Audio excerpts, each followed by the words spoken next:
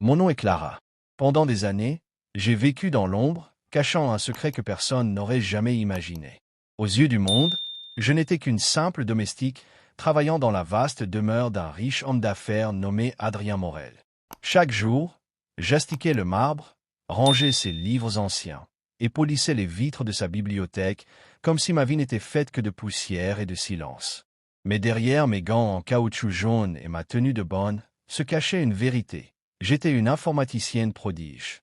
Avant d'entrer dans cette maison, j'avais été l'une des meilleures étudiantes en cybersécurité de mon université. Seulement, la vie n'a pas toujours été clémente. Un drame familial m'avait obligé à tout abandonner pour survivre. Et me voilà, des années plus tard, réduite à nettoyer les traces de pas des autres. Adrien Morel, mon employeur, était un homme redouté. PDG d'un empire technologique, il avait des ennemis partout. Froid, distant, il me regardait rarement. Pour lui, je n'étais qu'une présence silencieuse qui s'effaçait dans les couloirs. Mais un soir, tout bascula. C'était en hiver. La pluie battait les vitres de la grande bibliothèque. Adrien était sorti pour une réunion tardive, et moi, j'étais seul à nettoyer son bureau. Mais quelque chose attira mon attention. Son ordinateur était resté allumé. Sur l'écran, une alerte rouge clignotait. Une attaque en cours. Un piratage. Mon cœur s'emballa. Je connaissais ce genre de code. Des cybercriminels tentaient de pénétrer dans son système pour voler ses secrets industriels. Je savais que s'ils réussissaient, tout son empire tomberait. Les employés, les familles, des milliers de vies dépendaient de ces données. Je ne pouvais pas rester les bras croisés. Alors, j'enlevai mes gants, m'assis sur le fauteuil en cuir et posai mes doigts sur le clavier. Mes vieux réflexes revinrent aussitôt. Les lignes de code défilaient devant mes yeux comme une langue que je n'avais jamais vraiment oubliée. Je bloquai une première attaque, puis une deuxième. Mais les pirates étaient puissants, organisés, méthodiques. C'était une véritable guerre numérique qui se jouait sous mes mains. J'étais tellement absorbé que je ne remarquais pas Adrien, revenu plus tôt que prévu. Il se tenait derrière moi, silencieux, observant chaque geste. Son regard n'était plus froid, mais intrigué. Pour la première fois, il voyait une autre facette de moi. « Qu'est-ce que vous faites sur mon ordinateur ?» Sa voix fit sursauter mon cœur. Je me retournai, le souffle court. « Je vous en prie. Laissez-moi finir. Votre système est attaqué. Si je m'arrête maintenant, vous perdrez tout. » Il s'approcha, méfiant, mais il lut les lignes de code qui s'affichaient à l'écran. Son visage changea. Il comprit que je disais la vérité. « Continue, dit-il d'une voix grave. » Ce fut une nuit interminable. Les pirates redoublaient de force. Mais j'étais plus rapide, plus agile.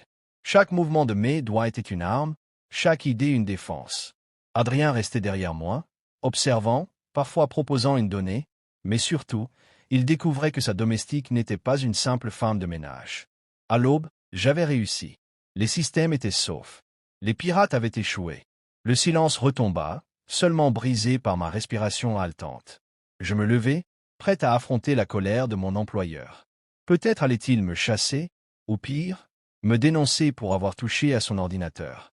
Mais contre toute attente, il s'approcha doucement, posa sa main sur l'accoudoir et dit « Qui êtes-vous vraiment, Clara ?» Je baissai les yeux. Personne. Juste une femme qui s'est tapée un peu sur un clavier. Il eut un léger sourire. Personne, vous venez de sauver mon empire. Dites-moi la vérité. Alors, pour la première fois, je lui racontai mon histoire. Mes études brillantes, mon rêve brisé, mon exil forcé dans des petits boulots pour survivre. Tout. Adrien m'écouta sans m'interrompre, et dans son regard, je vis quelque chose que je n'avais jamais vu avant. Du respect. Les jours suivants, ma vie changea. Adrien ne me considérait plus comme une simple domestique. Il me proposa un poste officiel dans son entreprise, d'abord comme assistante en cybersécurité, puis, à mesure que je prouvais mes compétences, comme responsable d'un département entier. Mais plus que la reconnaissance professionnelle, c'était la confiance retrouvée qui comptait. J'avais cru que ma vie était condamnée à rester dans l'ombre, réduite au silence. Pourtant, ce soir-là, derrière l'écran d'un ordinateur et sous le regard d'un homme que je croyais insensible, j'avais retrouvé ma voix. Aujourd'hui, quand je repense à cette nuit, je souris. Parce que j'ai compris une chose essentielle. Peu importe combien la vie nous rabaisse, peu importe si les autres nous voient comme insignifiants, nous avons tous une valeur cachée, un talent qui peut briller au moment le plus inattendu. Et parfois, il suffit d'une seule nuit, d'une seule opportunité, pour que tout bascule. Moi, Clara, la femme de ménage invisible, je suis devenue celle qui a sauvé un empire. La nuit où j'ai sauvé les serveurs d'Adrien Morel n'était que le début. Je croyais que tout était fini une fois les attaques stoppées. Mais en vérité, ce n'était qu'une première bataille. 3 jours plus tard, alors que je rangeais silencieusement les étagères de la bibliothèque, Adrien entra. Il ne portait pas son costume habituel, mais une simple chemise, les manches retroussées. Ses yeux étaient fatigués. « Clara, j'ai besoin de vous, » dit-il simplement. Je le regardai, interdite. Moi, une domestique. Il posa un dossier sur le bureau. Les attaques n'ont pas cessé. Ce que vous avez arrêté, ce n'était qu'une diversion. Il prépare quelque chose de bien plus grand. Je feuilletai les documents. Des millions de données clients, des brevets confidentiels. Si tout ça tombait entre de mauvaises mains, non seulement son empire s'écroulerait, mais des vies seraient ruinées. Pourquoi moi? Demandai-je, presque en colère. Vous avez des équipes de cybersécurité, des ingénieurs payés une fortune. Il me fixa droit dans les yeux. Parce qu'aucun d'eux n'a fait ce que vous avez fait l'autre nuit. Vous avez du génie, Clara. Vous voyez ce que les autres ne voient pas. Mon cœur battait à tout rompre. Toute ma vie, j'avais attendu qu'on reconnaisse ma valeur. Et maintenant que ce moment arrivait, j'étais partagé entre la peur et l'excitation. Cette nuit-là, Adrien m'autorisa à utiliser son bureau comme centre de commandement. Les lignes de code défilaient à nouveau. J'avais branché plusieurs écrans, comme autrefois à l'université. Mais cette fois, l'enjeu était 1000 fois plus grand. Adrien resta près de moi. Parfois, il me servait du café, parfois il me posait des questions. Peu à peu, la glace entre nous se brisa. Vous savez, Clara, je n'ai jamais fait confiance à beaucoup de gens, avoua-t-il. Je tapais sur le clavier sans le regarder. Vous n'aviez pas besoin de faire confiance à une femme de ménage. Il eut un sourire amer. C'est là que je me trompais. Mais les pirates, eux, ne faiblissaient pas. À chaque heure, leurs attaques devenaient plus violentes. Ils semblaient connaître mes contre-mesures, anticiper mes défenses. Comme si quelqu'un de l'intérieur les aidait. Je compris alors l'impensable, il y avait une taupe dans l'entreprise. Adrien, écoutez-moi, dis-je en me retournant. Ce n'est pas une attaque ordinaire. Quelqu'un, ici, leur donne les clés. Son visage se durcit. Vous en êtes sûr? Aussi sûr que je respire. Il se mit à marcher dans la pièce, nerveux. Si vous avez raison, alors c'est encore plus dangereux que je ne le croyais. Les heures passèrent. Je luttais contre les pirates, mais je savais qu'à ce rythme, je ne tiendrais pas. Ils avaient des ressources infinies. Et puis, soudain, je découvris quelque chose. Un signal caché dans le code. Une signature numérique. Mon sang se glaça. Je connaissais cette écriture. C'était celle de mon ancien professeur, celui qui m'avait trahi autrefois et qui avait détruit ma carrière. Le passé venait de me rattraper. Adrien remarqua que je tremblais. « Clara, qu'est-ce qu'il y a ?» Je serrai les poings. Cet homme, c'est lui qui mène l'attaque. Celui qui m'a volé mes recherches il y a des années. Un silence lourd tomba dans la pièce.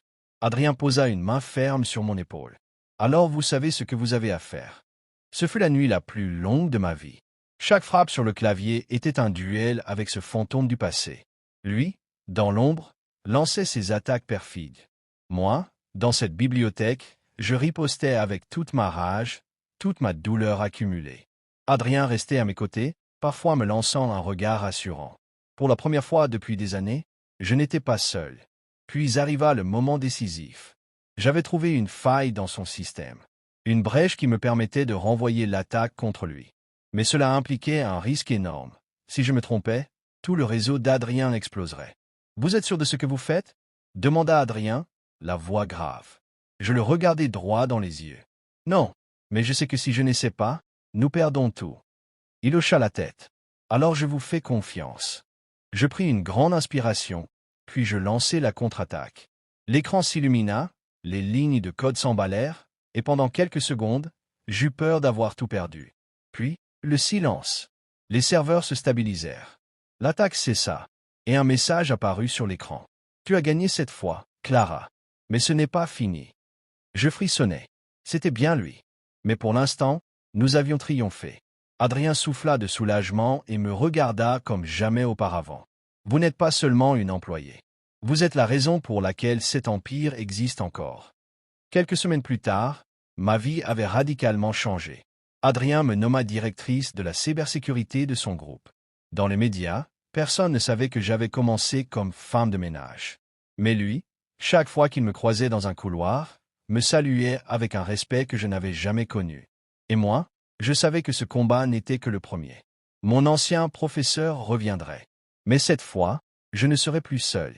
J'avais ma place, ma dignité retrouvée. Microphone et voici la leçon que je veux laisser à ceux qui écoutent mon histoire. Peu importe où la vie vous place, peu importe si le monde vous réduit au silence, vous portez en vous un talent, une force, une lumière. Et le jour viendra où cette lumière éclatera, changeant non seulement votre vie, mais celle de tous ceux qui vous entourent. Moi, Clara, la femme invisible, je suis devenue la protectrice d'un empire. Et demain, qui sait, peut-être la fondatrice du mien.